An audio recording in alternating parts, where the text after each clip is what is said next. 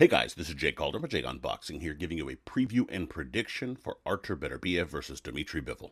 But before we get started, of course, please like, subscribe, share, all that good stuff, and be sure to leave your picks and your takedown in the comments section below. I greatly appreciate it all. Now, a little bit of fight info here. As mentioned, we have Beterbiev taking on Bivol. This will be at the Kingdom Arena in Riyadh, Saudi Arabia, where all fights that matter apparently happen. This will be on DAZN pay-per-view in the light heavyweight division, with every piece of gold on the line, including Artur Beterbiev's IBF, WBC, and WBO titles, and the WBA title held by Bivol, as well as the vacant Ring magazine belt. This is the sort of fight we hope happens regularly, but really, it couldn't. It's a once or maybe twice a decade sort of fight, really, when you think about what's going on here. You have the two best fighters in a division, with all the gold, undefeated, at or in close to their peaks, relatively speaking. We even have the outside the ring drama with an ex-wife rooting against her former man. I mean, this is what big fights are made of, especially the drama. It's absurd, but it's beautiful with all of the, again, the stakes that you have in this contest. It really is something that you don't see very often. It can't happen regularly because it's such an extraordinary fight. However, before we really break this fight down, let's get into some of the biggest questions heading into the contest. For starters, I would ask, how much does this shape their legacies? Well, in a lot of ways, this is their legacies. In fairness, both have carved out solid careers and certainly are the two best light heavyweights of their time. Still, this takes it a few steps beyond just that. This puts them into the conversation, at the very least, for the best fighters, period, of their era. Maybe not at the top of the list, but on the list regardless. And outside of this fight, you have a couple of very viable options around 175 pounds in Canelo Alvarez and David Benavidez, so it really opens up a lot of doors if you are to be victorious. But you gotta get through the other guy that wants it the exact same way. I would also ask, which fighter needs the win more? And this might be the most interesting question of all in some ways. Yes, that's why I asked it. It's so interesting. On the one hand, the biggest win between the two is held by Bivol. His win over Canelo seals that. Still, at the weight and in terms of the gold accumulated, Beterbiev holds the claim as the top guy. So, not to take such a cop-out approach, but this really is the fight that both guys need to settle this score.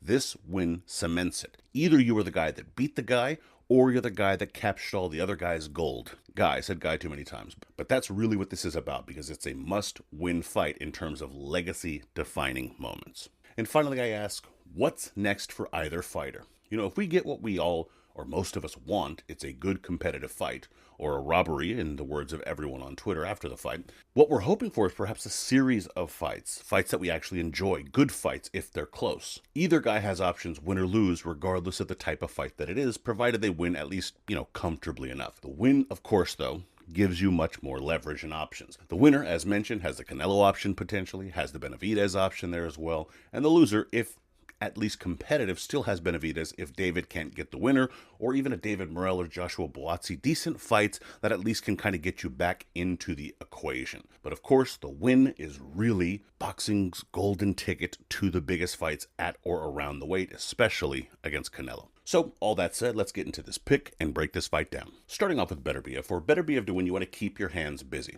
You overwhelm your opponents. And against Bivol, I really think you need to keep with that approach. You throw those kind of half-power shots and mix them up pretty well in your attack, and that's something you should do when you're trying to really corner a guy and settle him down the way you might need to with Dmitry. You can't let Bivol set the tempo. If Bivol gets going and is dictating the terms, you will be playing catch-up, and at an older age, coming off an injury, you don't really want to put yourself in that position. You want to take the driver's seat. Once you get him cornered or backed up, then you can add more power to the combinations and really start exploiting some of your power advantages. But being calculated but busy early on will be vital to set the tempo for yourself, press forward, and then start attacking your man. I would also say vary the right hand. Your right hand is a real weapon, obviously. Shouldn't really have to say that. As a straight-up shot, it's pretty damn solid, but it's also more than that. You throw it well in different spots depending on what your opponent gives you. When Bivol tries getting that jab going, use your reach to throw it over the top of that jab. You time that really well and it can bust a guy up over time.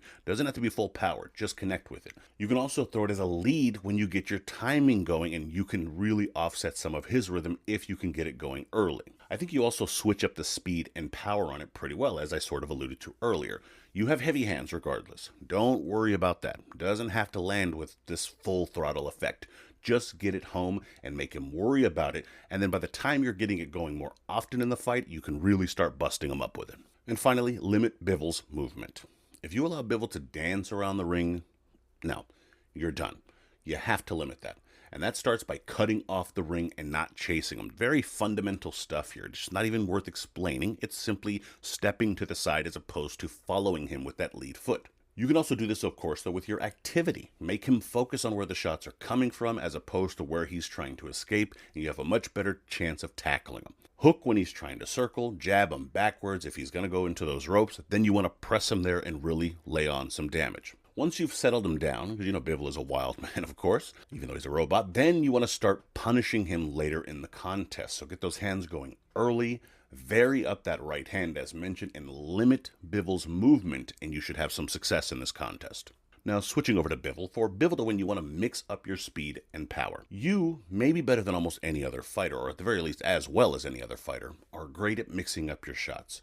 Not just in terms of shot selection, though you do that well, but also in terms of when you put speed or power into them. You keep the timing of those shots a lot more interesting than many fighters do. Against Beterbiev, that will be vital. He finds you predictable, you find yourself on the canvas. Can't happen, you gotta switch it up. You'll pity pat him with some work and try to press him back or just keep him busy and then land those bigger blows when he's stepping into them trying to catch up. If you really get going, you just want to pour it on. Then boom, bigger shots. Again, switching it up. You just don't want to make it so predictable or so easy to determine what's happening because Beterbiev will get a read on that. So keep your hands going and make sure Beterbiev is having to constantly make adjustments as you use those angles to work your way in and out and do so safely while you're landing and he isn't. I would also say stay off the ropes. Yeah, the ropes aren't your friend here, especially early. You need to take command of the real estate in this fight. And to begin, you need to circle and stay away from those ropes. Simple. As you grow into the fight, take the center of the ring. Beterbiev gets going and you have to kind of try and play just with your defense. It's not good. Yes, you have solid defense, but eventually a shot is going to get through. He's a very technically savvy fighter. So you have to focus on letting your movement and positioning be your defense, not just a high guard, as well as some of your own offense working as a defense as well. Staying busy can press him back and buy you the space needed to operate a little more smoothly in there from time to time while you circle and stay away from those ropes as mentioned. But especially early, regardless of anything else I've said here, the ropes are no bueno. Off limits, keep off of them, circle out of trouble, and then set those kinds of traps to walk him into shots.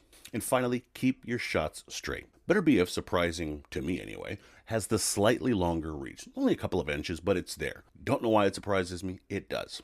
Still, you can beat him to the punch from distance if you do a few things. For starters, keep your shots straight. Beterbiev likes to hook and corkscrew his shots in, especially the power shots. Again, the right hand's a bit different, but outside of that, he does curve those shots in. You can be first and fast and get those shots in straight and down the middle and beat him to the punch. Also, if you're turning him and using those angles, as I sort of alluded to there, those straight shots from angles he's just not going to see coming allow you to get there first and have more of an impact because it's a shot, again, he doesn't see coming. It doesn't have to be fancy or anything crazy, just a simple 1-2. It's probably your best combination, and then you can build upon that as the fight wears on. So switch between power and speed, stay off the ropes, and use that simple 1-2 down the middle to have success in this fight. Now, in terms of my pick here, so this is the toughest pick of the year, perhaps. So 50% chance you get it wrong, but I'm leaning towards Bivol in this one. I think Bivol is primed, the younger man, and has the skills to neutralize most of the power of Beterbiev, especially if he weathers any kind of early storms. The simple 1-2 down the middle, the angles and movement will keep Beterbiev from landing too flush and allow Bivol to build a lead. I think Beterbiev tries stepping on it a bit late, but the underrated pop of Bivol stuns him and maybe even drops him and possibly tames him for the rest of the fight. If he's badly hurt, I think Bivol might even get a finish on him, but ultimately, I'm going with the UD for the UD King. Winner, Dmitry Bivol via unanimous decision. And in terms of the betting odds here, you see Beterbiev and Bivol are pretty much a pick'em fight here. We have Beterbiev as a plus 105 with Bivol at a minus 125. You also have the over-under set at 10.5 with the over at a minus 190 and the under at a plus 145. So yeah, you're getting pretty good odds here overall. For either guy, you have some solid value. Don't worry about me or my pick. It's 50-50. Listen to your heart, okay? It's that kind of fight. The over-under is solid as well, with many thinking that this one sees the cards, and I agree. As I mentioned, the over at 2-1 isn't too bad a value, so if I'm just looking to bet the fight and not the fighters, that might potentially entice me with some decent return value. But in any event, those are your odds. And my prediction record as of this recording is 43-16 with 22 exact. But let me know your thoughts, your bets, your picks, all that good stuff down in the comments. And of course, check out the social media up top. Check out JAYONBOXING.com, subscribe, and check out another video here. Until next time.